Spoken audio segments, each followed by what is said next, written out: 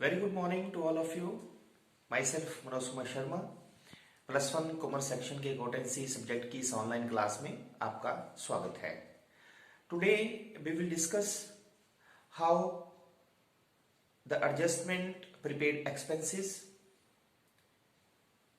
accrued income, unearned income, depreciation are treated in the final account. इस video के बाद आप ये समझ पाएंगे कि किस तरह से विभिन्न समायोजनों जैसे पूर्वदत्त व्यय, उपार्जित आय, अनुपार्जित आय और ह्रास को न्यूमेरिकल क्वेश्चन की सहायता से अंतिम खातों में किस तरह से जो है वो ट्रीट किया जाता है. पिछली वीडियो में हमने आपको बताया कि प्रीपेड एक्सपेंसेस का क्या अर्थ है और इसका अंतिम खातों पर क्या प्रभाव पड़ता है, जिसके अंतर्गत we have discussed the meaning of prepaid expenses. It is that expense which is paid in advance. और अंतिम खातों में संबंधित व्यय में से प्रीपेड एक्सपेंसेस को ट्रेडिंग काउंट या प्रॉफिट एंड लॉस अकाउंट की डेबिट साइड में डिडक्ट कर दिया जाता है और बैलेंस शीट में संपत्ति पक्ष में दिखाया जाता है. उसी तरह अक्रूड इनकम, उपार्जित आय, ऐसी आय जो हमने कमा ली है, अर्जित कर ली है लेकिन अभी हमें प्राप्त नहीं हुई है, ऐसी आय को प्रॉफिट एंड लॉस अकाउंट की क्रेडिट साइड में संबंधित आय में जमा कर दिया जाता है और बैलेंस शीट की एसेट साइड में दिखाया जाता है. देन अनअर्न्ड इनकम और income received in advance. It is that income which is earned which is not earned what received in advance. ऐसी आय जो है उसे संबंधित आय में से घटा दिया जाता है और स्थिति विवरण के दायित्व पक्ष में दिखाया जाता है.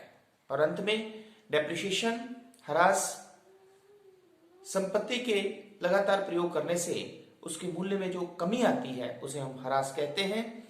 यह व्यवसाय के लिए एक व्यय होता है, इसलिए इसे लाभ हानि खाते के डेबिट पक्ष में दिखाया जाता है और स्थिति विवरण में संपत्ति पक्ष में संबंधित संपत्ति में से घटा दिया जाता है.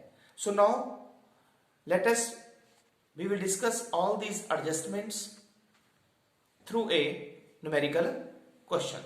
तो जैसे कि आपके पास क्वेश्चन आप देख रहे हैं, prepare trading and profit and loss account for the year ended 31st December 2020 and balance sheet as on that date.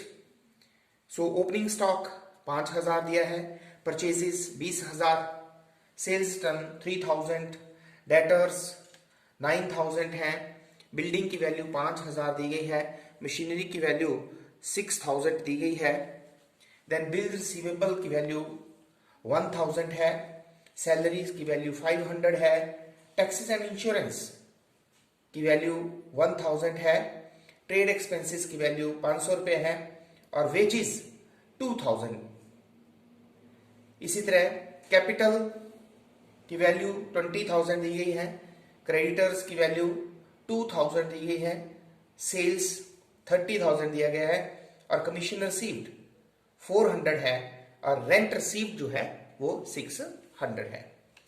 और एडजस्टमेंट के रूप में the first adjustment is the गई है क्लोजिंग स्टॉक 3000, सैलरी आउटस्टैंडिंग है 100 रुपीज, देन प्रीपेड टैक्सेस दिया है 200, then commission accrued 200, rent received in advance 100 rupees दिया गया है और डेप्रिसिएशन दी गई है 10%. सो ओके, ये जो क्वेश्चन में आप रेड कलर्स में डिफरेंट एक्सपेंसेस और इनकम्स को देख रहे हैं, सबसे पहले हम जो है क्या करते हैं, जिस जिस एक्सपेंस इनकम या एसेट से रिलेटेड हमारे पास एडजस्टमेंट होती है, उस पे हम टिक लगा के, सर्कल लगा के उसको मार्क कर लेते हैं। इसका मतलब ये होता है कि उस संबंधित व्यय, आय या संपत्ति या दायित्व से संबंधित हमारे पास जो है वो समायोजन है। और उसका लेखा करते समय हमें ये ध्यान में रखना है कि समायोजन का लेखा जो है वो दो जगह किया जाता है। एक लेखा ट्रेडिंग अकाउंट में तो दूसरा स्थिति विवरण में हो सकता है। एक लेखा लाभ हानि खाते में तो दूसरा स्थिति विवरण में हो सकता है। तो let we start the question. So first of all, जैसा कि आप सभी को पता है, trading and profit and loss account. So सबसे ऊपर हम लिखेंगे trading comma profit and loss account for the year ended 31st December 2020. Okay, it has T format. इसका T format होता है। देन लेफ्ट हैंड साइड जो होती है वो डेबिट साइड होती है and right hand side is credit side. Left hand side के फिर हमारे पास दो पार्ट होते हैं, देन पर्टिकुलर्स एंड अमाउंट।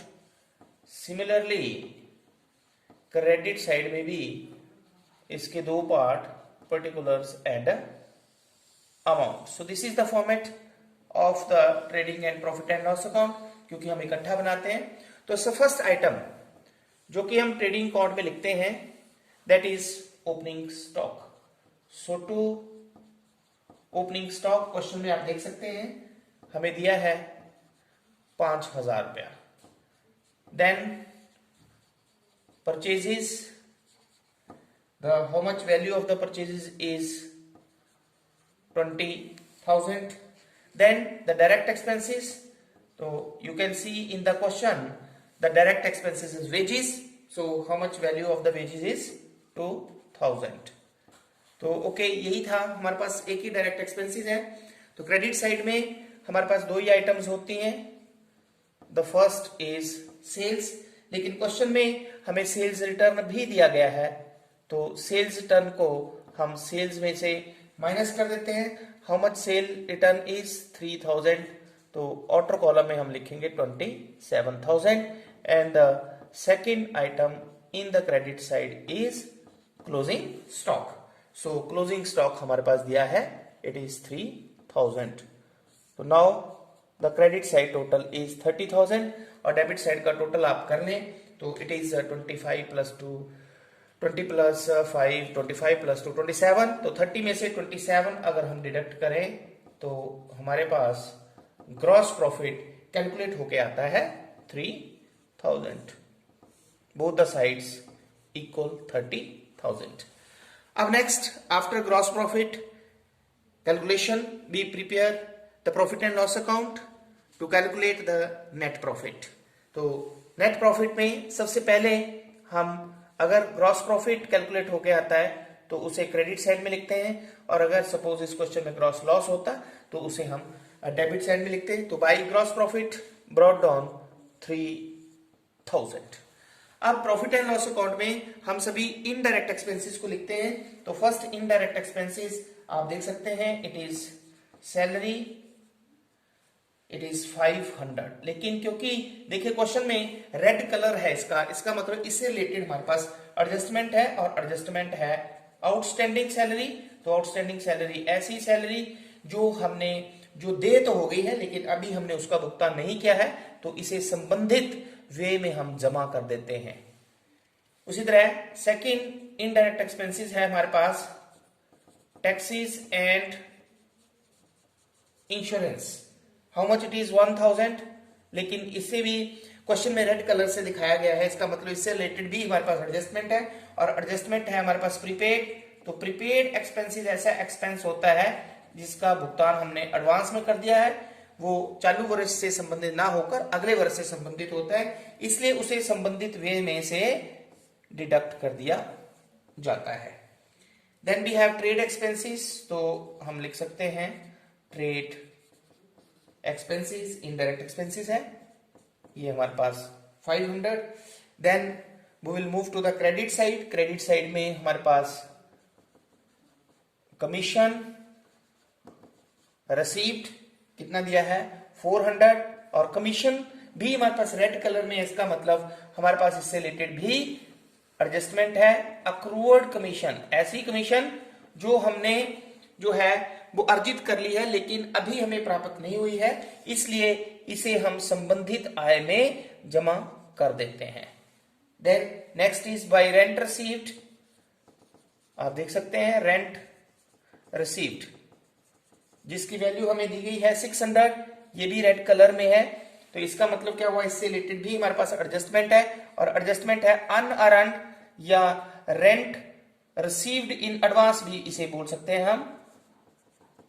ऐसी इनकम जो चालू वर्ष से संबंधित ना होकर अगले वर्ष से रिलेटेड होती है, तो इसे हम संबंधित आय में से माइनस कर देते हैं। अब आप देख सकते हैं कि बिल्डिंग भी रेड कलर से है, तो इसका मतलब बिल्डिंग पे भी एडजस्टमेंट है। देयर इज ए डेप्रिसिएशन, तो डेप्रिसिएशन ऑन बिल्डिंग, तो बिल्डिंग की वैल्यू हमारे पास है 5000 पे 10% अगर आप कैलकुलेट करें 5000 पे 10% इट इज 500। ओके, सो यही थी हमारे पास आइटम्स। अब आप क्रेडिट साइड का टोटल कर सकते हैं, इट इज 4100। डेबिट साइड का टोटल आप अगर रफ में करते हैं तो इट इज 2400। तो 4100 में से 2400 अगर आप लेस करें तो it is 1700, so it is net profit. To net profit 1700, both the sides equal 4100. Now after that we will prepare the balance sheet.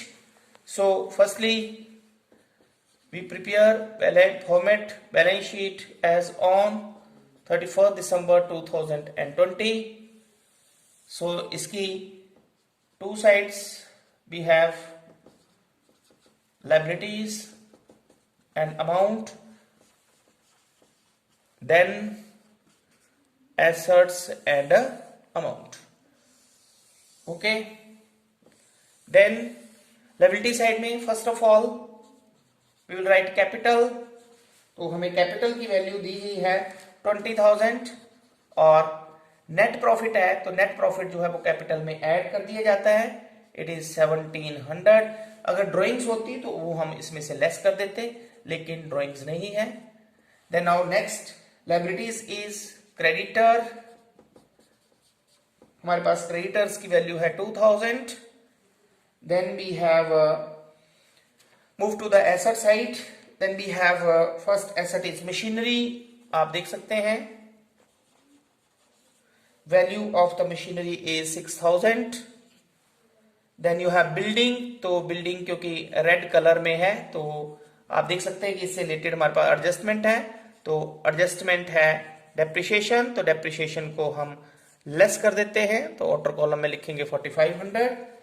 Then we have debtors, asset है 9000। Then we have bills receivable, it is 1000। तो ये थी हमारे पास assets और liabilities. Now we will see the second effect of the adjustment। तो जो red colour से है रिलेटेड है, हमें पता है कि इनसे रिलेटेड हमारे पास एडजस्टमेंट है, तो एडजस्टमेंट आप देख सकते हैं क्लोजिंग स्टॉक है, तो क्लोजिंग स्टॉक का सेकंड इफेक्ट जो होता है वो होता है बैलेंस शीट की एसेट साइड में। ठीक है, then you have prepaid taxes, तो प्रीपेड टैक्सेस भी हमारे पास asset side 200। And then accrued, you have accrued commission, इसका सेकेंड इफेक्ट हमारे पास accrued commission का it is also 200। And liability side में there is salary outstanding, second effect salary outstanding का, एक हमने इसे ऐड किया है, दूसरा बैलेंस शीट की लायबिलिटी साइड में। और then rent received in advance या रेंट अनअर्न्ड जिसको हम कह सकते हैं, इट इज 100 रुपीज। अब आप टोटल कर सकते हैं, it is you have 009 then 2 and 3 23,900 asset side में अगर आप टोटल करते हैं तो इट इज ऑल्सो 23,900। तो इस तरह से जो है आपने इस क्वेश्चन में देखा कि किस तरह से हमने फर्स्ट एडजस्टमेंट क्लोजिंग स्टॉक का एक इफेक्ट ट्रेडिंग अकाउंट की क्रेडिट साइड में, दूसरा बैलेंस शीट की एसेट साइड में, ठीक है। दूसरी एडजस्टमेंट सैलरी आउटस्टैंडिंग का एक इफेक्ट हमने संबंधित वे में जमा किया और दूसरा उसे हमने लायबिलिटी साइड में लिया। तीसरा टैक्सेस एंड इंश्योरेंस में से प्रीपेड टैक्सेस को हमने संबंधित वे में से माइनस किया और दूसरा इफेक्ट इसको हमने एसेट साइड में लिया। क्लियर। देन डेप्रिसिएशन को एक इफेक्ट हमने प्रॉफिट एंड लॉस अकाउंट की डेबिट साइड में इसको लिया और दूसरा इफेक्ट इसे हमने बैलेंस शीट में बिल्डिंग में से माइनस कर दिया। उसी तरह कमीशन अक्रूड फर्स्ट इफेक्ट जो है इसे हमने संबंधित आय में जमा किया और दूसरा हमने इसे बैलेंस शीट की एसेट साइड में लिया। Then rent received in advance, तो इसे संबंधित आय में से हमने माइनस किया और देन बैलेंस शीट की लायबिलिटी साइड में इसे हमने लिया। तो इस तरह से आज के इस न्यूमेरिकल क्वेश्चन की सहायता से आई होप कि आप ये समझ गए होंगे कि किस तरह से closing stock, outstanding expenses, prepaid expenses, accrued income, then income received in advance और डेप्रिसिएशन को हम अंतिम खातों में ट्रीट करते हैं। Thank you very much.